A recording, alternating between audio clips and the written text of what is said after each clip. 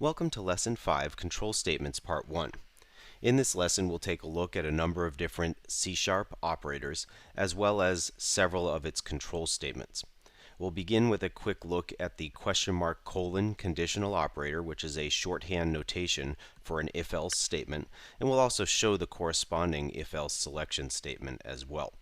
We'll be taking a look at the while iteration statement in a couple of different contexts. One is going to be counter-controlled repetition, where we know in advance how many times we want to iterate, and one is called sentinel-controlled iteration, where we do not know in advance how many times we'd like to iterate. And in this case, we will be controlling the sentinel-controlled iteration loop with a value that is user entered at the keyboard, but as you'll see in later lessons, sentinel-controlled loops are often associated with things like reading text out of a file, where you keep reading until, for example, the end of file is reached. We'll also take a look at the increment, decrement, and compound assignment operators. Now, just a quick note about the figure numbers in this lesson.